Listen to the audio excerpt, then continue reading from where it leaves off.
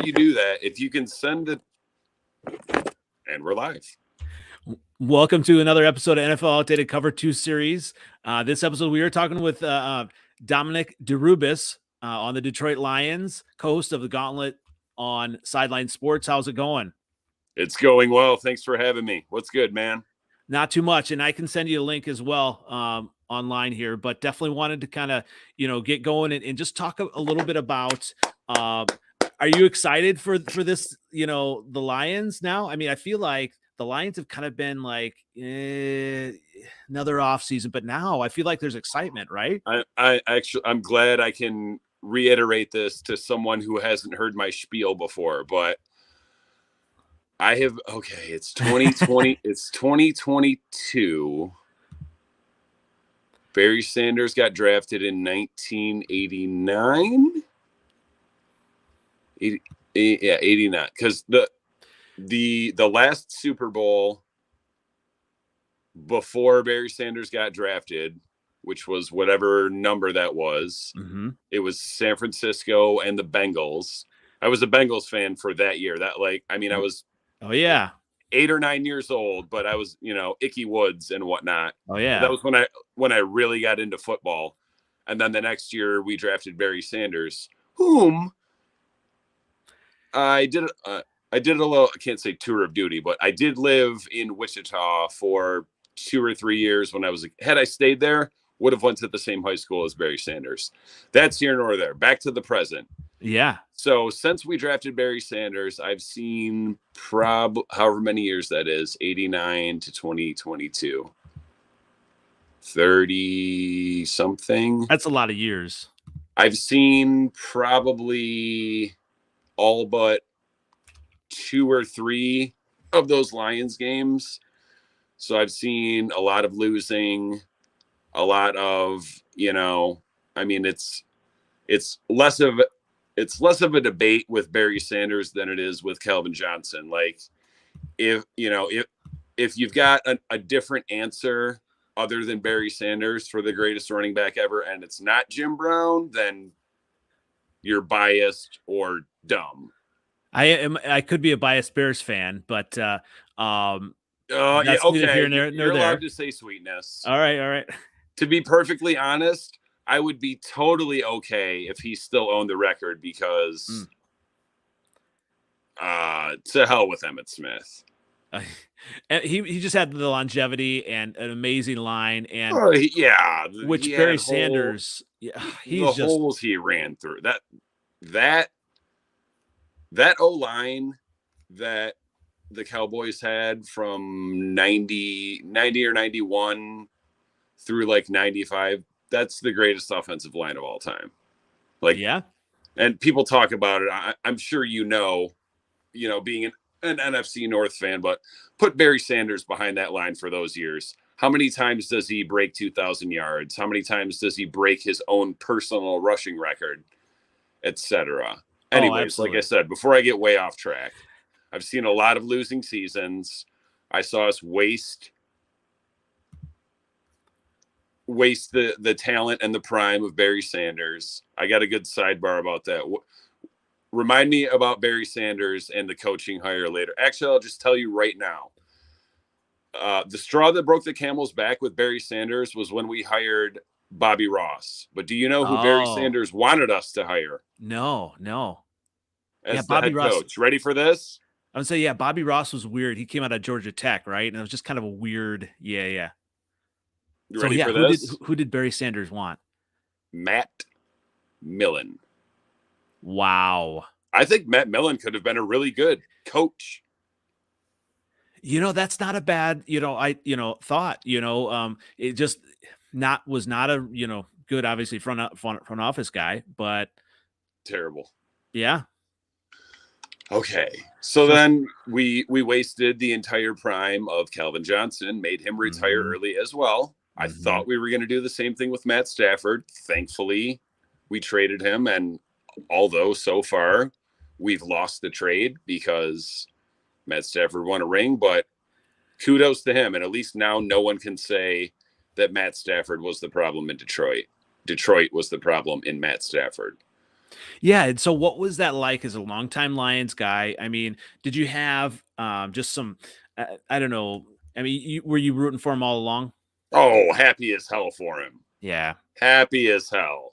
For a brief moment there, I was like, oh no, we want him to get hurt or we want them to lose because we've got that draft pick. But no, absolutely not. It is infinitely more satisfying to have all those Matt Stafford pundits out there having to eat truckloads of crow, although some of them still won't because they're like, oh, it's the Rams, it's that O-line, it's that defense, and it is, but to some extent, but it's also Matt Stafford. Like, is it any coincidence that the two best receiving seasons in NFL history were quarterbacked by Matt Stafford? That really is It's an amazing certainly stat. not a coincidence. Yeah. And you can't even say, I mean, the Rams won, 11 games this year? Yeah. And that's the thing, they were, the Bears game, you starting off right away. I mean, I knew they were going to handle the Bears, but kind of up and down. And Stafford was playing well. He had definitely had some times where he didn't play as well. But when it mattered, and this was really cool to see when it mattered in the playoffs, especially when the Bucks came back and he kind of made that clutch. And that was really cool to see. And it's interesting. And I don't know how much, you get into the, fellow NFC North quarterback, debates or whatnot. But when you look at it, he really has been clutch. Obviously, with the Lions, all of the comeback wins. Statistically, since he's entered the league, as far as fourth quarter comebacks, he is the most clutch quarterback in the NFL. Number 2 is Derek Carr. Yeah, and so the interesting thing about it, and obviously now the big debate is, Aaron Rodgers, where's he going to go? And I put this on our Freeze and 4 NFC North pod. I said maybe he's not that good, maybe he's not that clutch. He is fantastic in a regular season mode, but when it matters, there's always excuses. There's always something. Because when you look at Stafford, there could have been a lot of excuses this year, and they really had to win the Super Bowl to kind of, justify everything that they did. He did, and he came up clutch. And I love that play in the Super Bowl, that no look pass, that really, I think cemented him as clutch, right? Yep. Well, here's the thing about Stafford. One of my co-hosts, Tyler Ingram, he's a Packers fan. Mm-hmm. And one of my main preseason takes was, I mean, I was pretty close in the AFC, but that's a different story for a different day. What I said about the NFC was, I said it should be the Packers to win, and I said Rodgers can't beat Brady, but Matt Stafford can. Mm-hmm. And then I figured, which he did. So I was right there. And, Stafford put Brady out for Rodgers, but Rodgers couldn't even win a game. The thing about Aaron Rodgers is, and it's actually, there's a deeper dive into it. Like there's much more to it. Like I want to hate Aaron Rodgers because he's a division rival quarterback, but I really can't because he is far and away the most talented quarterback I've ever seen. Like mm-hmm. He has all of it, including a over 4-1 touchdown to interception ratio. But I think he's to the point where he cares a little bit too much about that. Like he's got his one ring, and I figure, he's obviously he's a different type of quarterback, different mindset, personality, blah, blah, blah, all that. But considering if you add up all of Brett Favre's years and then a seamless transition into Aaron Rodgers, you're talking what, over 30 years, right? Yet only 2 rings. Mm-hmm. So that is the cross that Packers fans have to bear, because Brett Favre to me is a little bit overrated. Like he should have had more than 1 ring. Rodgers should have more than 1 ring. But it's a different kind of scenario in Green Bay. It's, it's hard to get free agents. There's no owner. So yeah, I mean that can be the debate, about that. But Rodgers himself said that, people are wanting to go to play with him. And if he's a winner, they're going to do that. You had OBJ who had a choice to go to the Packers. He did not. He went to the Rams, OBJ's been wanting to go to the Rams when Goff was still there. So yeah, a lot of it, that LA pull and everything. But yeah, you would think if you've got one of the greatest quarterbacks of your generation, you would, want, players to come there, even if you've got some of these, issues. But, I think the biggest thing is like, having excuses, and we'd probably go on and on about Aaron Rodgers, as far as, will he ever get another Super Bowl? I don't know that. But, getting back to the Matthew Stafford, he has a Super Bowl. And so now the debate, and I think we talked about this earlier, and obviously the big thing with Richard Sherman is, saying this doesn't, or this lowers the bar for Hall of Fame if a Super Bowl means that Matthew Stafford is Hall of Fame worthy. What are your thoughts on that, on Matthew Stafford being Hall of Fame worthy now that he has a Super Bowl? Well, I'm glad you said now. Right this moment, if he retired or got a career-ending injury, I would probably say no.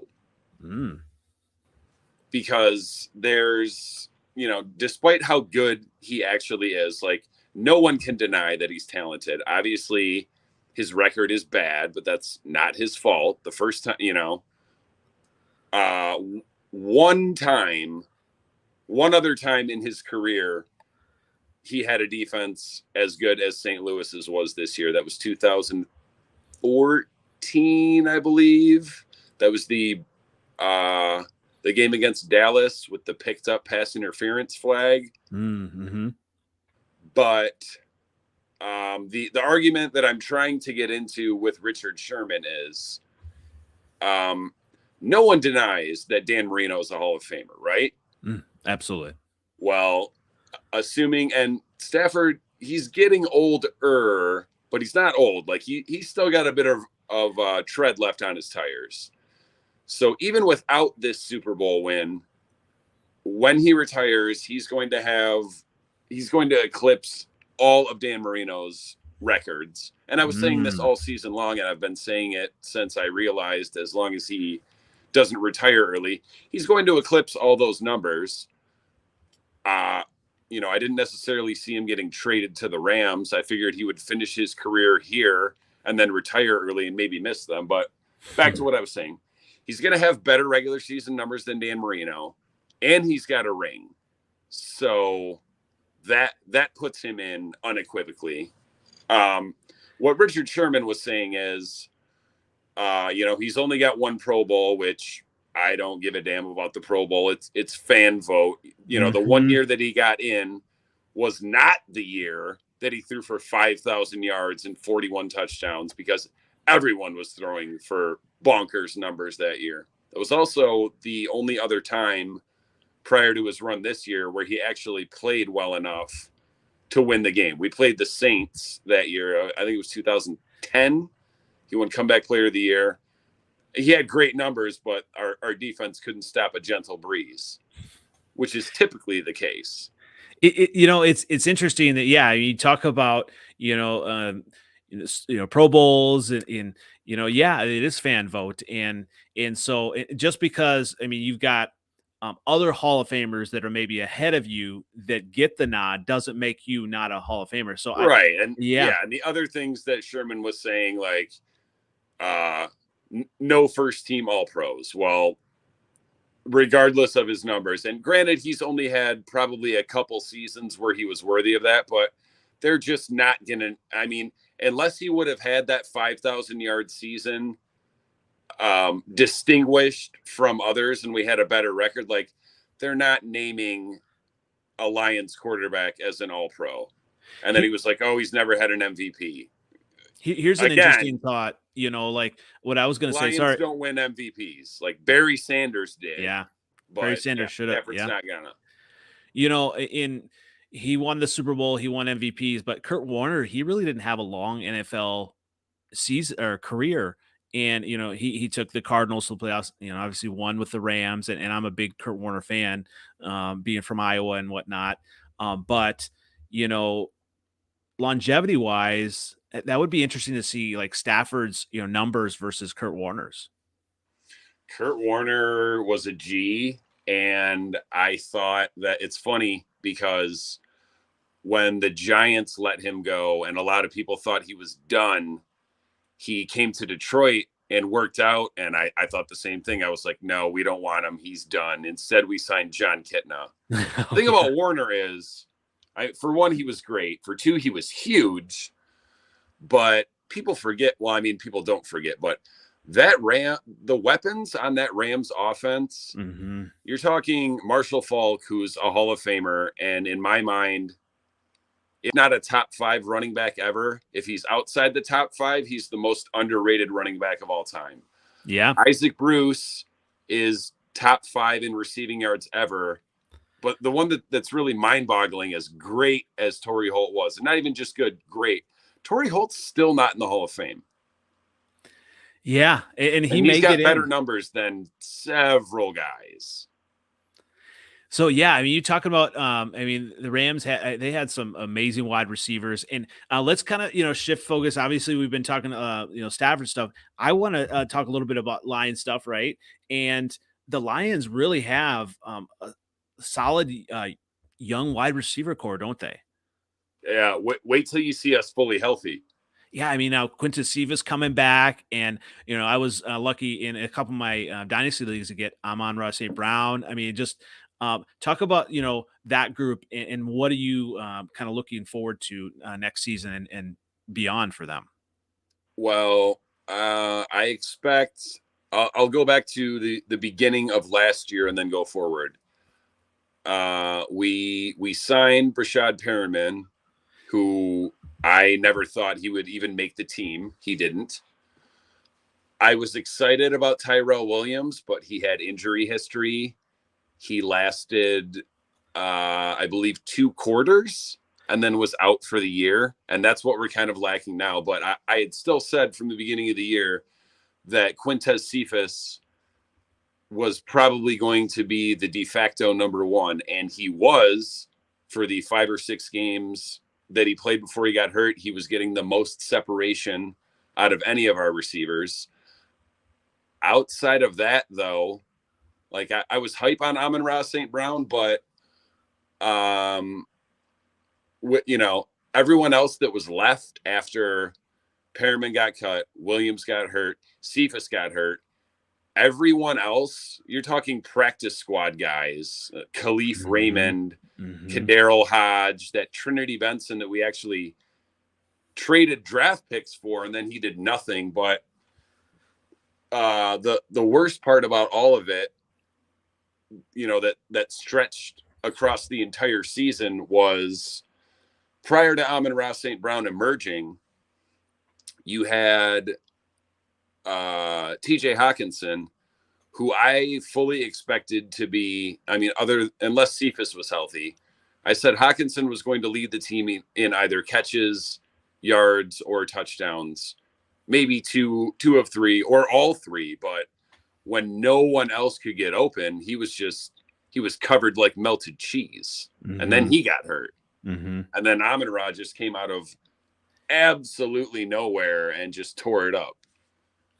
When Cephas is healthy, do you see Cephas being the number 1 or Amon-Ra St. Brown, maybe eclipsing that? I look at them, to be perfectly honest, I look at them as like a 1 and a 1A. I don't think Quintez Cephas is, I don't think he has the ability or all around skill set to be a true number 1. And Amon-Ra, he's great, but he has a small amount of limitation. I could easily seeing him being the best slot receiver in the NFL and over 100 catches. And the other thing about it is, we have Hawkinson, who we invested some serious draft capital on. Mm-hmm. So I expect, if all three of them are healthy, and God forbid if our O-line is healthy, that was looking to be our strength going into last year. And our projected starting five played exactly 0 snaps together. But yeah, I would expect the three of them to get, Amon-Ra might have 90 plus catches. I would expect Hawkinson to have 70 plus and Cephas right around the same number. 2 of the 3 of them should have 1,000 yards. But the thing is, with that O-line, I expect us to run the ball as much as we possibly can, as we should, because, Jared Goff is nothing spectacular, although he did everything that I asked of him last year by the end of the year. But our defense is not very talented, and they're not very good at creating turnovers. So we just have to, run the ball, control the clock, limit the turnovers, and, win a bunch of ugly games. Well, and speaking of like Jared Goff, what do you see his present and future? Is he just kind of a bridge quarterback? Do the Lions pick a quarterback in this draft, or wait till the 2023? Or what do you see for Jared Goff, and maybe Amon-Ra St. Brown really benefited because of more of the shorter passes as opposed to the longer passes. The dink and the dunk. Yeah. Well, Jared Goff is definitely the quarterback of the present. And like I was saying, ultimately, by the end of the year, he did everything that I asked of him. Mm-hmm.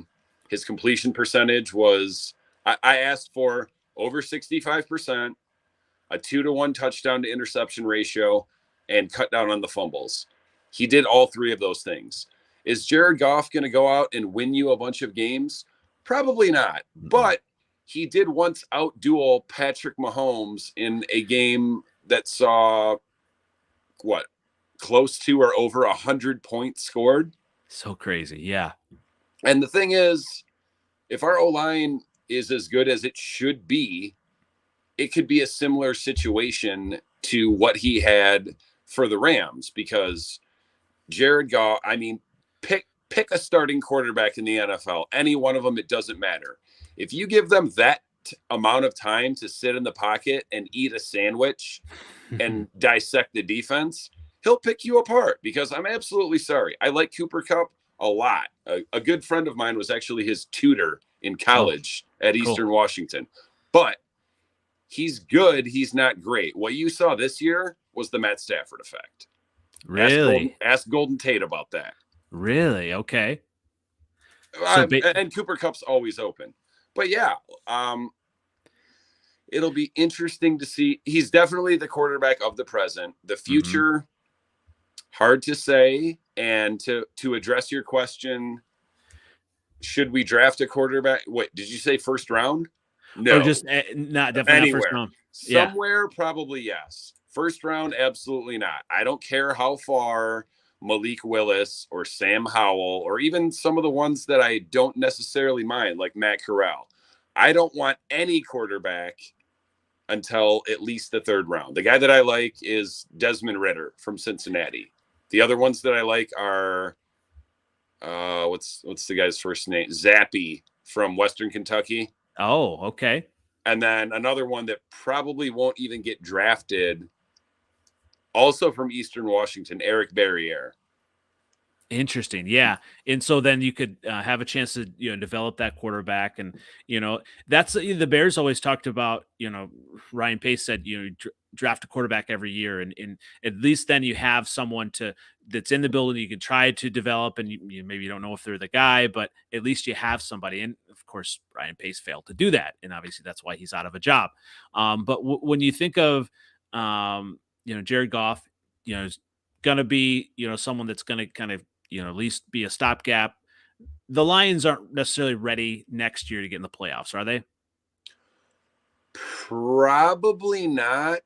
Although, if Rodgers ends up leaving, that division is wide open, and absolutely, and ready for the taking for anyone, for the Lions, for the Bears, for the Vikings. And there's no one that watches football and is a realist. That Lions team that won 3 wins last year, that's not a 3-win team. Not with how close they were in so many games. Yep. Yeah, and I said it in the preseason. I said it's, the floor was 3 or 4 wins. The ceiling was 7 or 8. But I said, this is a young team lacking talent and coaching experience. I said, we're going to lose a lot of close games. And we did. But that, like I said before, 30 plus years of watching the Lions. And I've seen a couple, 1 or 2 2-win seasons, multiple 3, 4, 5-win seasons, a winless season. I've never been this realistically hopeful and excited coming off a season of 3 wins because I know we can do better. Are we going to make the playoffs? Probably not. Well, and it's so interesting because, the earliest season in our NFC North pod, we talked about, Matt Campbell, maybe it being too much for him as a coach and, maybe not be able to make the right decisions, that Bears game, Matt Nagy outcoached him, so to speak, and not knowing that there was the penalty for 2 timeouts in a row. And, but now, players love him and, they fight for him. And do you as a Lions fan and a Lions podcaster, trust Matt Campbell going into next year and future years? I personally do not trust him long term, but I don't work for the Lions. I don't play for the Lions. What I do trust is the relationship between him and our GM. And even more than that, like and that's the reason so many of those games were so close. Other than the only game I thought maybe I saw us quit a little bit was against the Eagles, but I think we were also primed for a letdown because we almost beat the Rams the week before. But those guys play hard for him, and it's I'm hoping and praying that he can rewrite the narrative about Lions head coaches going all the way back to Wayne Fontes, which is, multiple losing seasons and they're out within 3 to 4 years. And I wish there was someone in the comments to be like, what about Jim Caldwell? No, screw Jim Caldwell. That was not a good hire. It was a safe hire. And Jim Caldwell was never going to get us anywhere other than maybe like seeing the hump. He was never going to get us over the hump. Like maybe he could see the hump in the distance, but we'll see about Matt Campbell. I like him. I like, does he remind you a lot of Wayne Fontes? He's emotional. It doesn't necessarily remind me of Wayne Fontes, but if he could have that length of a tenure, Wayne Fontes, just by longevity, is the best Lions head coach ever, winningest and losingest in Lions history. But he was here forever, and he got us to the playoffs. He was here from, I think, 89 to like 95. No, later than that. He's here about 8 years, and I think we made the playoffs 4 times. I don't even think he was that good of a coach. It's just we had better personnel, better coordinators, and I didn't really like the Matt Campbell hire, but talking with my fellow Lions pundits as we were searching for a GM and a head coach, I said, you guys watch. Either the GM or the head coach, maybe both, will either be someone you've barely ever heard of, which was our GM, Brad Holmes, or someone that was nowhere, anywhere on your radar, and that was Matt Campbell. But they seem to have a good relationship, and the rest of our coaching staff, I love it because there's veterans basically as backup plans all throughout the coaching staff, all throughout the front office. And I love our defensive coordinator, Aaron Glenn. He was one of my favorite players when he played. That's a multi-time Pro Bowler, a one-time All-Pro, and he wasn't tremendously gifted physically. He just got everything out of his body and his skill set that he could. And I was so bummed when Okudah got hurt, because I said, you watch what this man does with Jeff Okudah. Okudah got hurt, but look at the rest of our corners. Look how much he helped them. So, yeah, let's go to that defensive side. I mean, who are going to be some of the key players in 2022 and maybe some key needs? I think there's some going to be some, free agents as well, right? Oh, yeah. The needs are, we need one or more of everything. We need at least one D end. We need at least depth at D tackle. Obviously, we took 2 defensive tackles in the first, I think, 3 rounds last year, but they were just starting to round into form. We need multiple linebackers. We probably need at least 1 corner and 1, maybe 2 safeties. It's a weird situation because we switch schemes to the 3-4, which in my mind was awesome because I've been waiting all my life for the Lions to switch to the 3-4, but we didn't necessarily have all the personnel, and then we also had injuries. They're probably going to cut Trey Flowers. Thank God. I mean, our best defensive end from last year was Charles Harris, who was on a 1-year prove-it deal, but he basically resurrected his career here. I would assume he's going to re-sign. I don't imagine he's going to demand the bag. If he does, then we let him go and go get someone else. Like I said, the our first 2 or 3 D tackles are pretty good and they're young, but we need some depth there. Linebackers, we need multiple linebackers. We had Alex Anzalone, and he's probably going to be gone. We also had, like I said, because of the 3-4, we had multiple defensive ends playing linebacker, which wasn't exactly great. Jalen Reeves-Maybin finally got his chance to start, and he played pretty well. I'm not sure that he's fine for now as a starter for us, but if our defense gets better, then if we end up ranking above 23rd or 24th in defense next year, it won't be because of him. Like, we were either dead last or 31st 2 years ago, and I think we moved up to 28, which was about all I asked for. I love the corners. I really love that Amani Oruwariye stepped up so much this past year, because now Okudah can come back and he doesn't necessarily have to feel the pressure of having to be the number 1.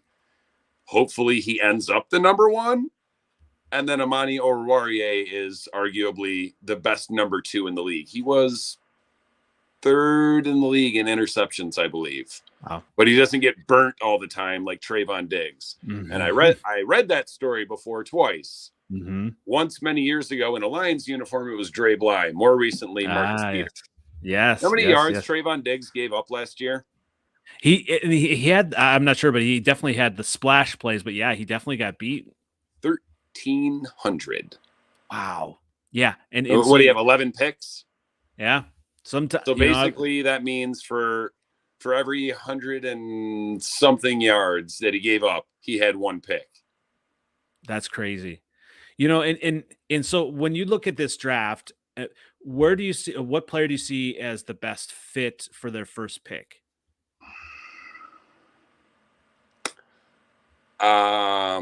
Whoever it be, I don't want to take them at number 2 because I mean, so you'd rather have them trade down then?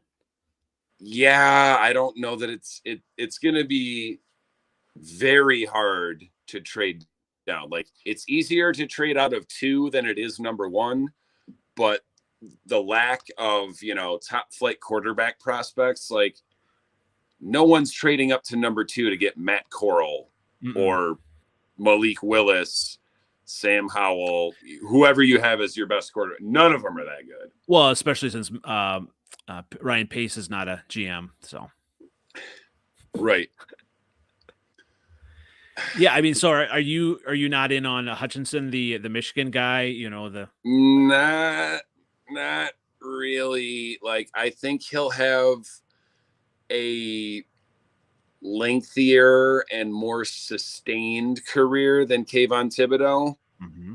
But I don't want either one of them. Kayvon Thibodeau's already had, going back to high school, I think he's on like his 4th or 5th injury on his right leg. Like, yeah, that's a great point. He's definitely more of the splash guy, but I'm just, I've been burned on the number 2 pick by a guy from a college in Michigan before. His name was Charles Rodgers. Oh, yes. Yeah. Rest in peace, Charles Rodgers. Yeah, they went to, receiver, several years in a row. And 2 out of 3 years in a row, I think. Maybe 3 in a row. 2 out of 3. Mike Williams a couple times, I feel like. Mike Williams, who sided with Maurice Clarett trying to fight the NCAA. So he sat on his ass for a year and got fat. Well, you bring up Maurice Clarett, and that makes me think of the running backs. And, when you look at the running backs, I mean, there really is a young stable. What do you think about, obviously, with DeAndre Swift, but even Craig Reynolds, is he going to be able to kind of overtake Jamal Williams, or what do you think about the backfield there?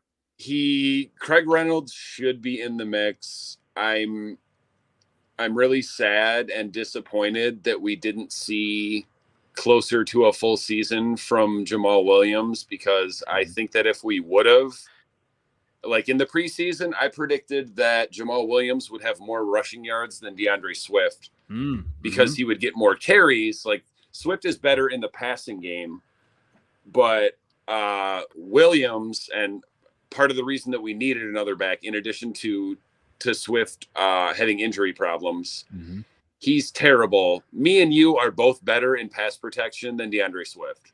Really? Okay. Yeah. Jamal Williams in pass protection, he looks at that oncoming rusher like whoever that was just called his mom a 4-letter word. He's a monster. But I'm not sure what happens with him. I think we signed him to a 2-year deal. A lot of my fellow fans are like, "Oh, we should trade him." I'm like, what do you think you're going to get in a trade? It really just depends on, I need to see more of Craig Reynolds in pass protection because he was that guy. He was a superstar in the preseason, but he was also like 4th string. So I'm like, okay, what does this really mean? But then he came and balled out, but our O-line was so good. I mean, literally everyone was getting big chunk plays. That's how we almost beat Pittsburgh. And when you think of the O-line, are you excited for Penei Sewell? I mean, has he kind of been as good as advertised? Or, I mean, there was, some injury, I believe, right? He redeemed himself and got to as good as advertised. And I think he's going to be as good, or, I don't know about better. Everything I heard a year before he left college, and even like he sat out a year for COVID, supposedly even before the year that he sat out, he was supposed to be the best O-lineman. I mean, the name scared me, but based upon how good he was in college, the comparisons I heard were Tony Mandrich, like the best O-line prospect since then. And it's funny because some people are like, "Oh, we should take Jamar Chase," or blah blah blah, and I'm like, no. If Sewell was number 1 on mock draft boards, 1 or 2 for months and months and months, and then he started dropping a little, and I said, "Oh my God, could we please get Penei Sewell?" And who knows what happens in the Super Bowl? If Penei Sewell's there, maybe Joe Burrow's got an extra second or 2 to throw that ball downfield. But the question is, like, say does Tyler Boyd or T. Higgins make Ramsey fall down? Well, yeah. I mean, all the props in the world to Jamar Chase. He went out and did that. Because to all of my fellow Lions fans, friends, that were mad that we didn't draft Jamar Chase. I said, okay, look, the only way that you can make me say we should have drafted him is if he beats Justin Jefferson's rookie numbers. And he did. But yeah, Sewell's great. My only issue about drafting, and it's not even necessarily an issue, but I have an issue about drafting a player in the first round and then making him play out of position. And then, or left tackle's hurt, so go play your position. And he's back, go back to over there. That screwed him up a lot, but I'm pretty sure he still ended up as the number 2 rated rookie tackle. Yeah, it's especially on the line. I mean, right tackle, left tackle. I mean, there's a big difference just between those positions, and it's harder than some of us realize to do that. And yeah, I mean, I think it was even with the Bears or Tevin Jenkins, a great prospect, but was he overdrafted if he's not going to be, that was a little bit of a reach. Exactly. The thing with tackle it, like it's radically different to play one or the other. But the thing is, if you're an elite tackle, you play left. You can play right. Whereas if you're a right tackle, you're playing right tackle because you're not good enough to play left. Yeah. But we'll see what happens. I mean, one of our guards made the Pro Bowl. Frank Ragnow made the Pro Bowl the year before. Decker's been a Pro Bowl alternate. We're overpaying a tackle to play guard, but he's solid at guard. Big V. No one can pronounce his name. He can't even. So, going into 2022, I mean, what are your expectations for the season? I mean, we don't have the draft picks yet, but I mean, what are you kind of already looking for? Maybe even just seeing progress, for next year. Yeah. I mean, that was all I asked for this past year, just maximum effort, progress, and improvement. And I saw it. Assuming that our offensive line is healthier and our receiving core as well. And we have an easier schedule. I would say the floor is, if we don't win at least 6 games, I'd be disappointed. The ceiling is, I would say, 9. If by some miracle we won 10 games, awesome.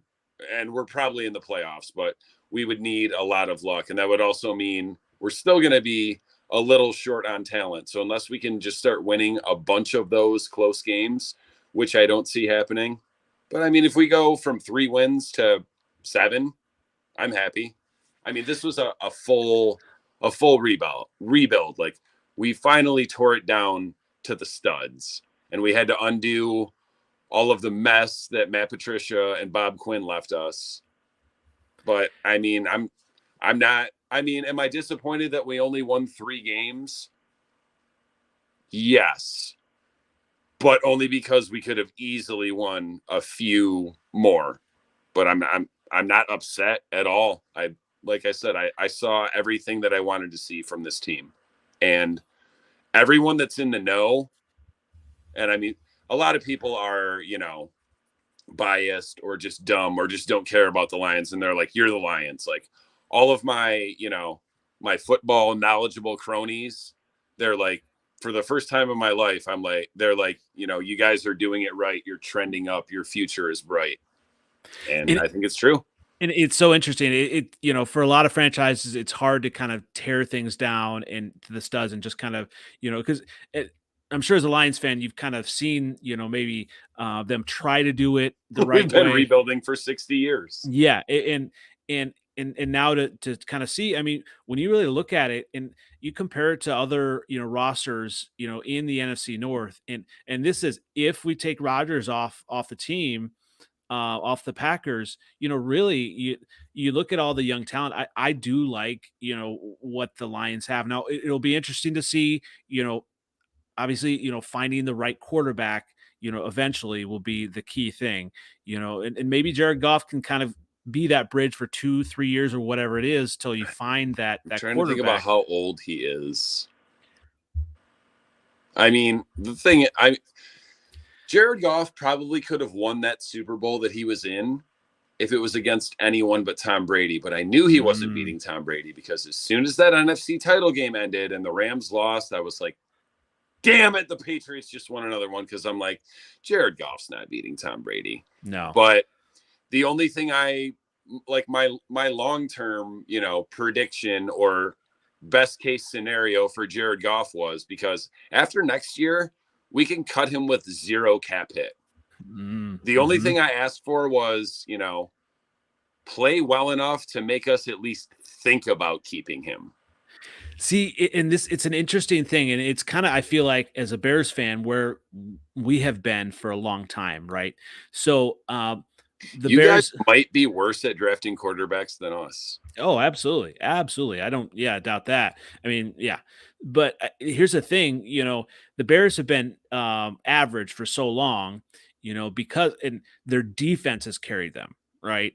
And so they have not been in position to get a top quarterback without, trading up and, trading the farm or whatever. Right. So or being terrible and using a lot of draft capital. Exactly. So, as a Lions fan, is this, it's kind of you're in an interesting point. You got some young talent, and say you do, get to 7 wins, and say, there is a transcendent quarterback, the Bryce Young or somebody that really continues to emerge.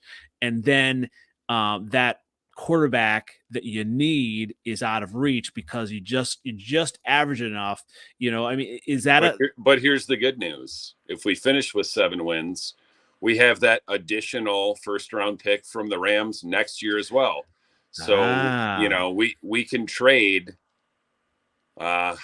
We'd have to trade more than that. I mean, we can trade, like you said, 7 wins. So that'll put us somewhere in the middle. Like, our 15 and 20 something going to get us a top 5 pick? Probably not.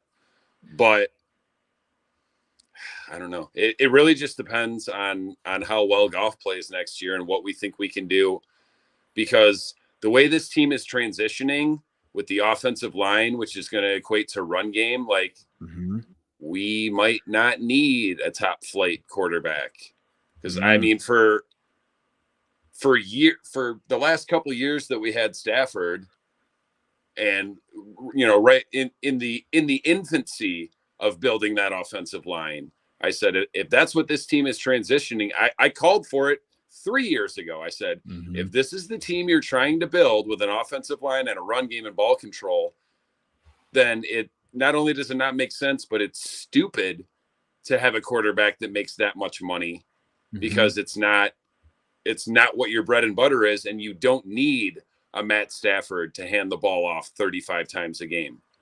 But Jared Goff can. You've seen that happen with Seattle. They did well when Russell Wilson was, not making as much. Now he has, and their bread and butter is running, and they kind of screwed him up. So, yeah. So it'll be interesting. I, for one, have always kind of wanted to see the Lions do well, and I think a lot of people do. I mean, they haven't had the success. I mean, you look at some of their beloved players. I mean, Calvin Johnson, Barry Sanders. I mean, these are all-time great players and all-time great guys too, not like, right. Well, remember when I was talking about the Packers and the cross to bear about having such great quarterbacks, but only 2 rings? The Lions cross to bear for our no Super Bowls and our only 1 playoff win is getting to watch Barry Sanders. I had season tickets Barry's last season. He was an absolute joy to watch. We got, 9 or 10 years of Barry Sanders and 9 or 10 of Calvin Johnson. No rings, few playoff appearances, but it's cool to hear you say that and be like, you want to see us succeed, because most people do not. And that extends beyond average fans. That's also the powers that be in the league. And it's not just like they hate this team, this city, this fan base, and losing all those close games. Like, people complain like, oh, we always get screwed by bad calls. Of course we do. We're the Lions. And when it comes right down to it, for one, good teams win close games, which we're not. And for 2, like, do you really expect the Lions to get the benefit of the doubt on, on a late flag. How many games are named just by the flag or the play that happened, the catch rule, the batted ball? As a Bears fan, I have to say that was a catch. That Thank you. Calvin the catch Johnson. Rule game. I remember watching that. I'm like thinking, oh, yeah, that was a catch, And because of that, now they still can't figure out what the hell a catch is. No, they still can't. That's the worst part about it. I'm not even mad that they didn't call that a catch. I'm mad that they still can't figure out what a catch is now because of that. It's such a watching some some replays of games. You talk about when they become a runner, and it's just kind of a mess. That's a whole mess. And talk about being mad. I guess I had one last question for you here. What did you think of the Detroit Rams t-shirts? I love them. I went to multiple stores trying to find one, and I could not. They were all out. Oh, that's awesome. That's my quarterback. Yeah, was my quarterback. Yeah, tell you what, I mean, as far as when you think of, quarterbacks being a long time, part of the community, Matthew Stafford was part of the community, and he was the face of the franchise. He just was. And, for him to go and for a city just to still, root for him, that's a cool just a cool thing about Detroit. The whole thing, Stafford getting traded, like that's the great divide amongst our fan base. Half of I would say it's about half of us are rooting for him, and not even necessarily rooting for him just so he can be validated, but rooting for him because he was a long-time Lion and we want to see him succeed, and because he never had the chance to. And the other half is like, F him, he's not a Lion anymore, who cares? Like I'm in a couple groups that have like, they're pretty much banning the word Stafford. Like if you make a post that says Stafford, they'll delete it. If you make another one, they'll boot you. Wow. And it's not like he wanted I'm ready to leave. move on too. Yeah. But yeah. Well, this has been fun. I definitely enjoyed talking sports, especially, fellow NFC North sports as well. So where can everyone find you again? Oh, Detroit _Dom1 on Twitter. Way too many podcasts for me to even mention, other than the Gauntlet on Saturday nights at 7 p.m. on the Sideline Sports YouTube. Thanks so much for having me. Let's definitely do this again. Absolutely. I definitely want have you join the our NFC North Freezing 4 pod as well.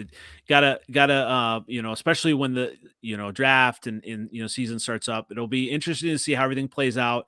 Everything obviously hangs on the Rodgers news, but apart from that, the Lions have a lot of promise, and I'm looking forward to seeing it. I think he's gonna stay, and I mean, just before I came on, the most recent thing I said was hasn't made a final decision.